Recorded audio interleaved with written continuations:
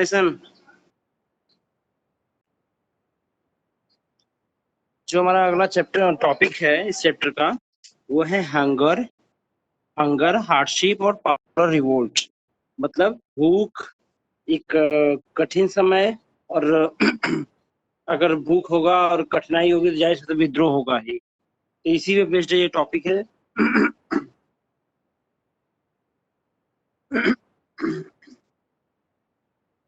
चलो देखते हैं इसको। In the 1830s were a year of a great economic hardship in Europe. The first half of 19th century saw an enormous increase in population all over Europe. In most countries, there were more seekers of jobs than employment. Population from rural area migrated to the cities to live in overcrowded slums. Small producers in towns were often faced with stiff competition from imports of cheap machine-made goods from England, where industrialization was more advanced than on the continent. This was especially so in textile production, which was carried out mainly in homes or small workshops, and was only partly mechanized. In those regions of Europe where the aristocracy still enjoyed power, peasants struggled under the burden of feudal dues and obligations. The rise of food prices or year of bad harvest led to widespread pauperism in town and countries.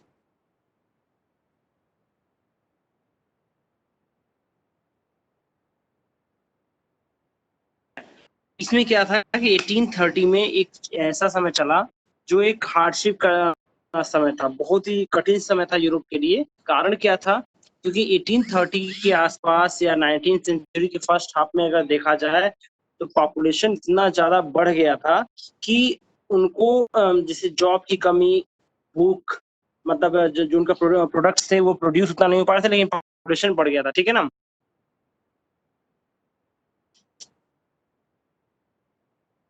अब देखोगे कि ज्यादातर जितने भी देश थे वहां पर जो जॉब ढूंढने वाले वो अधिक थे, और जो जॉब्स थी वो काफी कम थी। ग्रामीण जो गांव के क्षेत्र में रहने वाले जितने भी पॉपुलेशन थे वो पॉपुलेशन कहाँ माइग्रेट कर गई? माइग्रेट कर गई शहरों के लिए कि वहां जॉब मिलेंगे। और वहां पे ओवर क्राउडेड सिटीज की बात कर लीजिए, क्योंकि डेवलपमेंट तो हुई नहीं थी, कुछ सिटीज ही डेवलप थे उस वक्त। ओवर क्राउडेड सिटीज में अगर उनको रहने के लिए जगह नहीं बनेगा तो स्लम्स बहुत ज्यादा, यानी झुग्गी झुपड़ियां बहुत ज्यादा विकसित होंगी उस कंडीशन में जहां गंदगी वगैरह बहुत ज्यादा प्रॉब्लम्स होंगी। ठीक है ना? जो सिटी में, जो टाउन्स में छोटे प्रोड्यूसर्स थे वो क्या करते थे? वो इंग्लैंड से जो इंपोर्ट किए जाने वाले मशीन्स थे ना, जो उनको कंपटीशन का सामना करना पड़ता था। इंग्लैंड से जो मशीन थे उनके बने हुए कपड़े, और जो हमारे गांव में या फिर टाउन से बनाते थे कपड़े, इंग्लैंड के कपड़े में काफी ज्यादा क्वालिटी थी क्योंकि वो मशीन से बनते थे, इसलिए उनको बहुत ज्यादा कंपटीशन का सामना करना पड़ रहा था। ठीक है ना? तो ये सब उसके मेन कारण थे वहां पर बहुत सारी कठिनाइयों के आने का। ठीक है ना? इंग्लैंड की, टॉक अबाउट इंग्लैंड, तो इंग्लैंड में इंडस्ट्रियलाइजेशन सबसे पहले हो चुका था और सबसे ज्यादा फैल चुका था। ठीक है? और इसमें जो कॉन्टिनेंट को जो टेक्सटाइल इंडस्ट्री थी, इसमें बहुत ज्यादा कंपटीशन झेलना पड़ रहा था। ठीक है?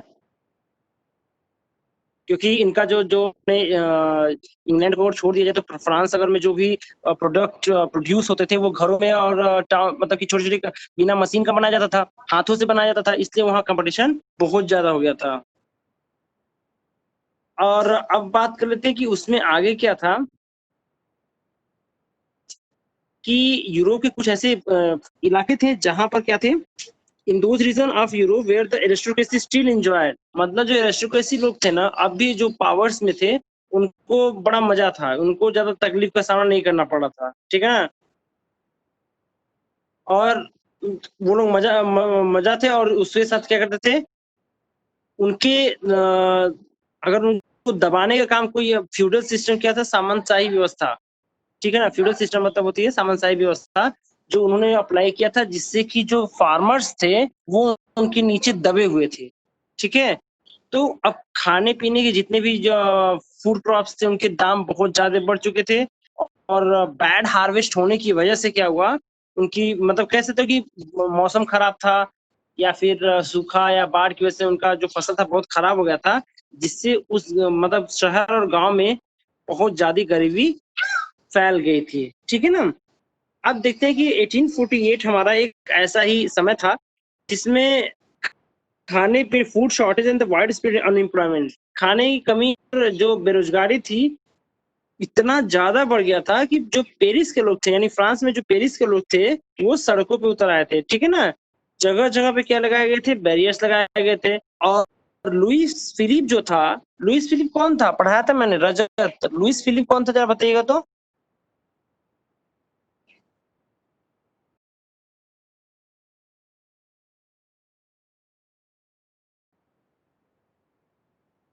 हाँ, ठीक है ना? आगे देखिए आप कि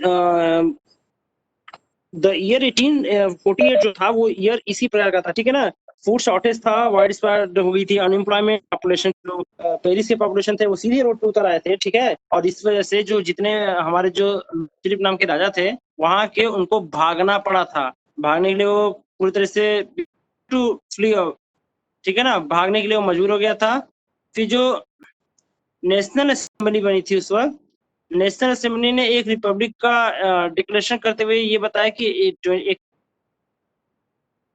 21 साल के ऊपर जितने भी मतलब पर्सन्स होंगे यानी मेल होंगे, मेल पर्सन्स को वोट का अधिकार दिया गया। नेशनल असेंबली में एक घोषणा पत्र जारी की जिसमें कि उसने बताया कि 21 साल के ऊपर जितने भी मेल पर्सन्स होंगे, उनको क्या करने का अधिकार है?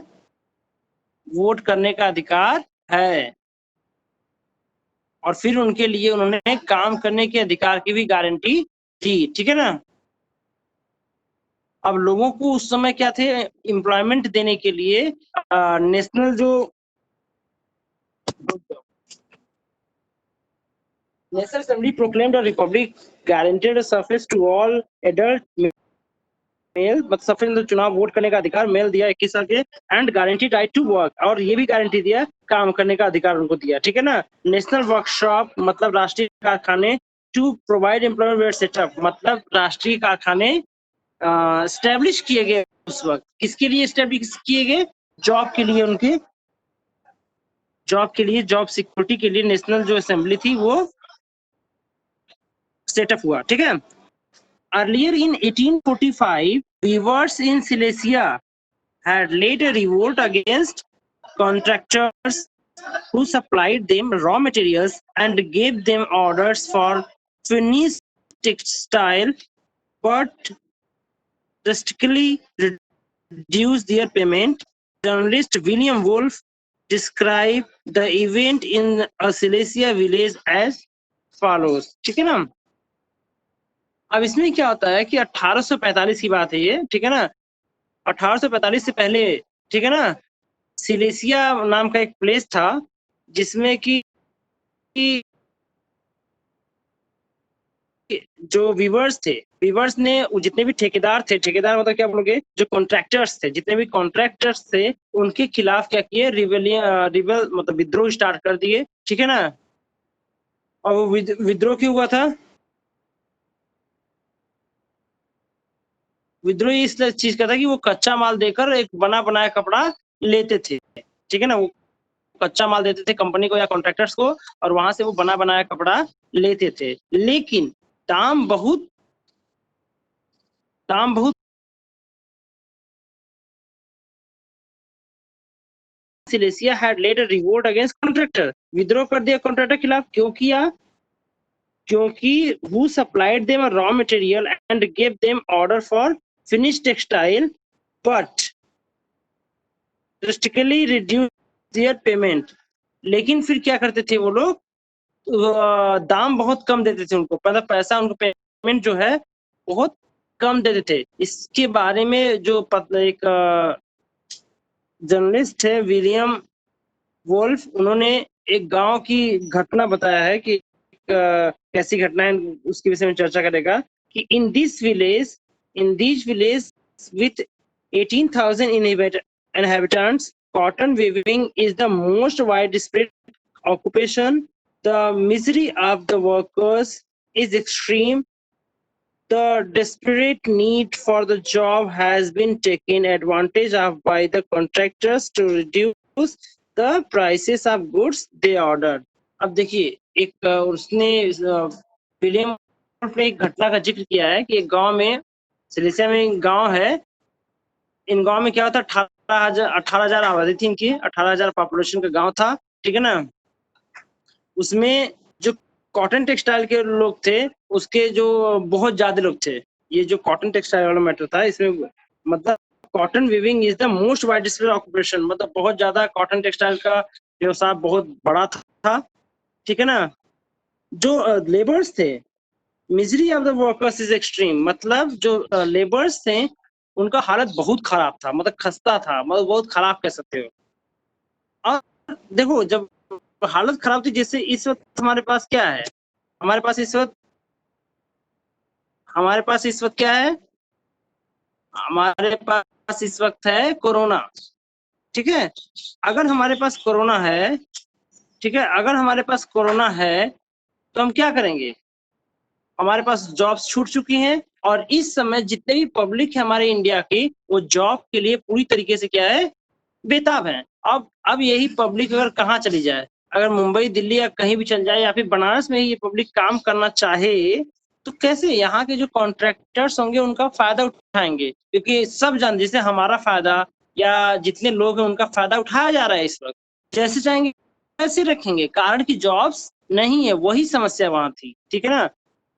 इससे क्या हुआ कि काम के जितने लोग बेताब थे, उनका फायदा किसने, कॉन्ट्रैक्टरों ने उठाया, ठीक है ना। और फिर क्या हुआ कि जो ये लोग, जो लेबर्स थे, जो छोटे छोटे वीवर्स थे, जो ये कपड़े बना रहे थे, उस कपड़े का दाम इन लोगों ने क्या किया, गिरा दिया। अब दाम अगर गिर जाएगा तो कितने में बेचेंगे और कितने में खाएंगे, तो ये उनके साथ सबसे समस्या आ गई थी, ठीक है ना। आगे क्या है, ऑन 4 जून एट 2 PM, ठीक है, 4 जून को दोपहर 2 बजे की बात है, a large crowd of weavers emerged from their homes and marched in Paris up to a mention of their contractor demanding higher wages. अब 4 जून को दोपहर 2 बजे वीवर्स की एक क्राउड थी, बहुत बड़ा क्राउड, वो अपने घर से निकली और 2 लाइनों में चलते हुए क्या किए, ठीक, जो कॉन्ट्रैक्टर्स थे उनके घरों के पास पहुंचे। मेंशन मतलब होता है कोठी, मेंशन मतलब क्या होता है, कोठी, या फिर वो समझो क्या बोलोगे, हाल, मतलब हवेली समझो, मेंशन समझे ना आप, समझे ना, हवेली, ठीक है ना। उनकी हवेली तक पहुंचे, ठीक है ना। और उनका डिमांड क्या था, उनको उनको जो मजदूरी हो वो ज्यादा दिया जाए, ठीक है। अब क्या था, demanding higher wages, they were treated with the scorn and threats. They were treated scorn and threats alternately. Following this, a group of them forced their way into the house, smashed its elegant window panes, furniture, और उसके बाद क्या बोले उन्होंने, porcelain. Another group broke into the storehouse and plundered it of supplies of cloth which they tore to shred, ठीक है ना। अब क्या है,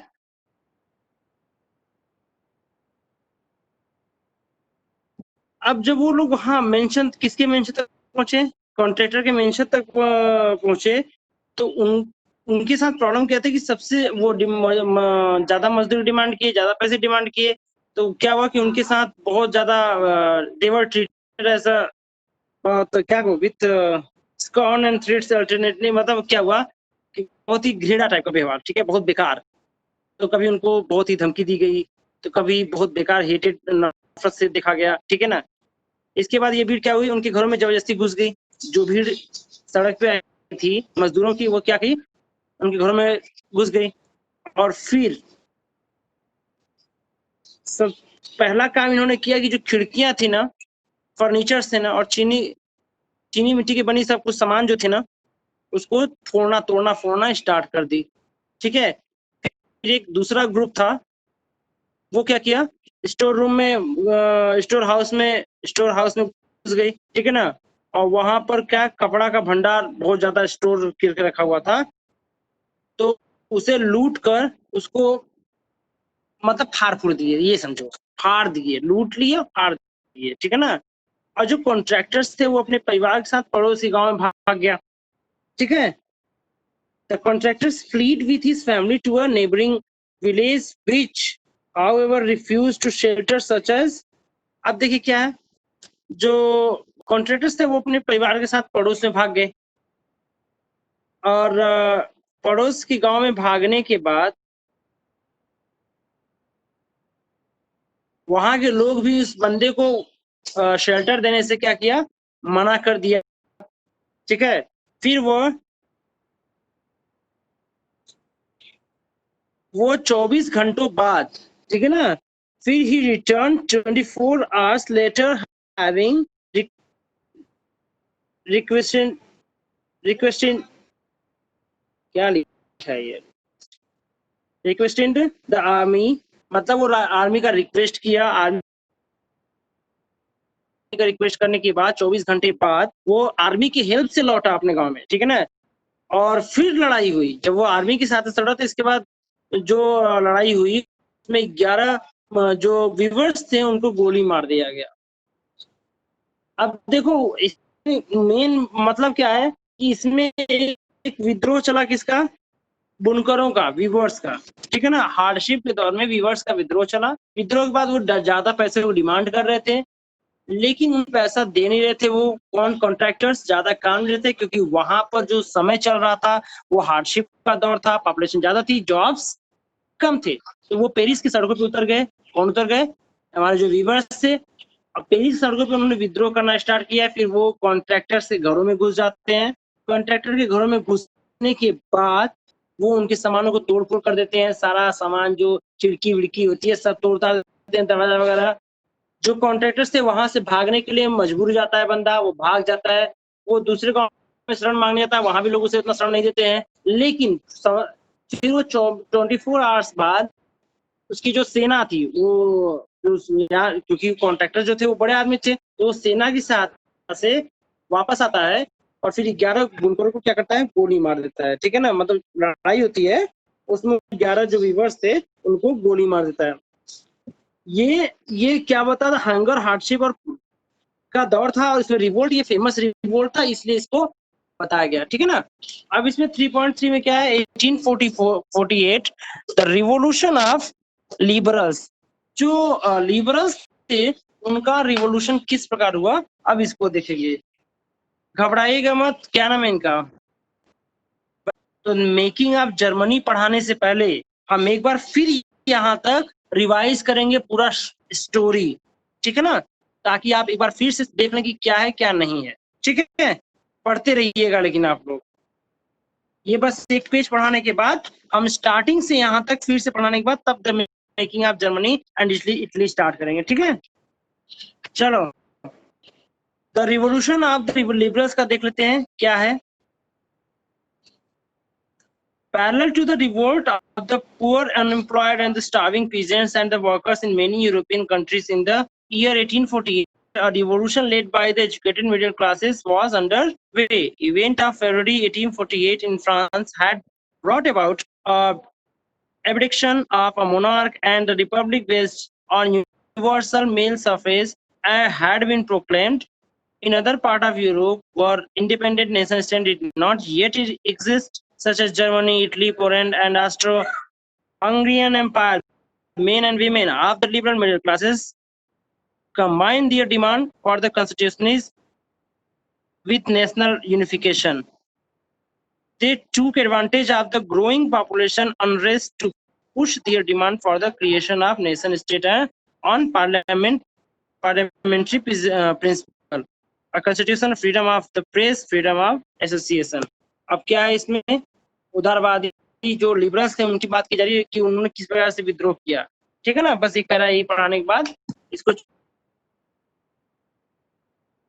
छोड़ देंगे, फिर रिवाइज करना स्टार्ट करेंगे खत्म करने के बाद, ठीक है। 1848 में क्या हुआ, parallel to revolt of the poor unemployed and starving peasants and worker. देखो जब यूरोपियन देशों में, ठीक है, ठीक है, जब यूरोपियन अनेक अगर बहुत सारे यूरोपीय देशों में बात करें, गरीबी, ठीक है ना, मतलब पावर्टी, अनएम्प्लॉयमेंट, स्टार्वेशन, ये सब की बहुत सारी प्रॉब्लम से लोग विवश थे। जितने भी फार्मर्स थे, जो लेबर्स थे, वो विद्रोह कर रहे थे। तब उनके ही पैरेलल पढ़े लिखे लोग, जो जानते हो लिबरल में पढ़े लिखे लोग ही आते हैं, तब उनके ही पैरेलल जो पढ़े लिखे लोगों का मिडिल क्लास का एक ग्रुप था, वो भी क्या कर रही थी, एक क्रांति हो रही थी। जैसे कि 1848 में जब बहुत सारे लोग गरीबी और बेरोजगारी से जूझ रहे थे और उसके लिए वो लोग विद्रोह कर रहे थे, उसी प्रकार उसके पैरेलल ही एक पढ़े लिखे लोगों का एक ग्रुप भी क्या कर रहा था, एक क्रांति कर रही थी, ठीक है ना। वो कौन सी क्रांति थी, वो है फरवरी 1848 की। जो अगर हम इवेंट्स की बात करें, the event of February 1848 in France में 1848 की बात है। 1848 से फ्रांस में जो राजा को अपनी गद्दी को क्या करना पड़ा था, लीव करना पड़ा था, छोड़ना पड़ा था, और एक रिपब्लिक, ठीक है, brought about the addiction of the monarch and the republic based and universal male suffrage। मतलब क्या हुआ कि एक रिपब्लिक या गणतंत्र की घोषणा का डिक्लेरेशन करना था, जिसमें सभी जो वयस्क मेल हैं, ठीक है ना, वयस्क मतलब जो बड़े 21 साल से ऊपर के लोग हैं, उनको वोट का अधिकार दिया गया, ठीक है ना। फिर उसका क्या हुआ, in other part of Europe where independent nation state did not yet exist। अब यूरोप के अन्य भाग में जहां अभी तक नेशन स्टेट एग्जिस्टेंस में नहीं आया था, अब वो कौन से देश थे, Germany, Italy, Poland, Austro Hungarian, ठीक है, एम्पायर, ये सब थे जहां पे कि अभी तक क्या क्या नहीं आया था, कि नेशन स्टेट में नहीं आया था, ठीक है ना। वहां के जो लिबरल लोग थे, ठीक है, वहां के जो लिबरल लोग थे,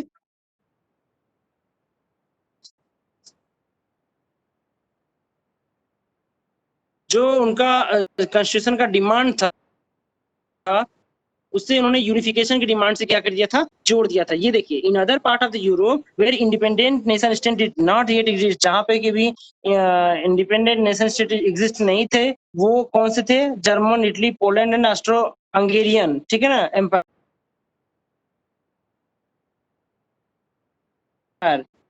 में यहाँ के मेन एंड वुमेन जो थे, आप the liberal middle class combined their demand for constitutionalism and the national unification. मतलब ये हुआ कि इन्होंने अपनी बातों को, अपनी संविधानवाद की बातों को एक राष्ट्रीय एकीकरण से,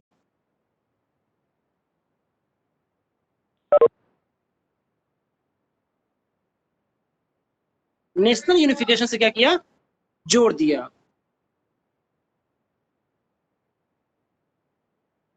ठीक है। फिर क्या हुआ कि growing population of the advantage of the growing popular unrest to push their demand for the creation of nation state, ठीक है ना। अब क्या हुआ, उन्होंने देखा कि जब राष्ट्रीय एकीकरण से जोड़ दिया, तो उन्होंने ये फील किया कि लोगों के अंदर अभी कितना है, अनसेटिस्फेक्शन है, और उसका फायदा उठाने की सोची, ठीक है ना। तो उसका फायदा वो राष्ट्र, जो नेशन स्टेट है, उसके फॉर्मेशन या क्रिएशन के लिए बात कर रहे थे, उसकी बात को आगे बढ़ाने के लिए हो रहा था ये सब चीज, ठीक है ना। मतलब जब देखा कि लोगों के अंदर डिससेटिस्फेक्शन हो चुका है, डिससेटिस्फेक्शन मतलब असंतोष की भावना बढ़ चुकी है, तो उसने उन लोगों ने क्या किया, एक राष्ट्र राज्य के फॉर्मेशन के लिए अपनी मांगों को क्या किया, उन्होंने आगे बढ़ाया, ठीक है। अब ये जो राष्ट्र संविधान था, ये जो प्रेस का कॉन्स्टिट्यूशन ऑफ फ्रीडम ऑफ एक प्रेस की स्वतंत्रता, संगठन बनाने की आजादी और संसदीय सिद्धांतों पर आधारित होने की बात बोली थी। मतलब यहाँ पर देखिए, इनका डिमांड क्या था? Essential on parliamentary principle. जो पार्लियामेंट्री प्रिंसिपल है, पार्लियामेंट्री प्रिंसिपल मतलब संसदीय सिद्धांत पे आधारित, ठीक है ना। और कॉन्स्टिट्यूशन एक संविधान हो, और फ्रीडम ऑफ प्रेस हो, मतलब प्रेस को स्वतंत्रता मिले, और फ्रीडम ऑफ एसोसिएशन, मतलब संगठन बनाने की भी उनको आजादी मिलनी चाहिए। मतलब ये था इसका, इस पूरे पैराग्राफ में रिवोल्ट ऑफ लिबरल का मतलब क्या था कि जब 1847 में, एक बार फिर से बता रहे हैं इस पैराग्राफ को अपने भाषा में, ये तो किताब की भाषा थी, ठीक है ना। 1848 में, ठीक है, 1848 में क्या हुआ था कि जब बहुत ज्यादा गरीबी, बेरोजगारी और भूखमरी से लोग बहुत ज्यादा परेशान थे, और उनका एक अलग तरीके से रिबेल यानी विद्रोह लगातार चल रहा था। अच्छा, विद्रोह लगातार एक तरीके से चल रहा था, तो उस वक्त, क्योंकि वो देखो एक पब्लिक के क्षेत्र में क्या था, एक असंतोष था, डिससेटिस्फेक्शन था, ठीक है ना। तब जो पढ़े लिखे लोग थे वो दिमाग लगाए अपना कि जब उनका विद्रोह चल रहा है तो इसी बहाने क्यों ना हम अपना शुरू कर दें। अब इन दोनों चीजों को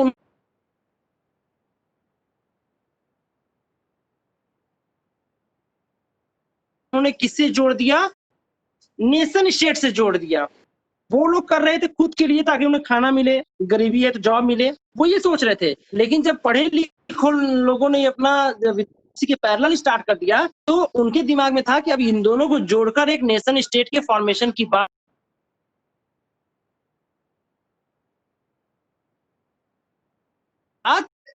कही जाए। और उसी वक्त उन्होंने क्या किया था कि सबके लिए वोट का अधिकार दिया, ठीक। फिर उसके बाद उन्होंने एक और काम किया था, वो ये था कि जो भी संविधान बने, या फिर जो भी अब रिपब्लिक से मतलब गणतंत्र की स्थापना हो,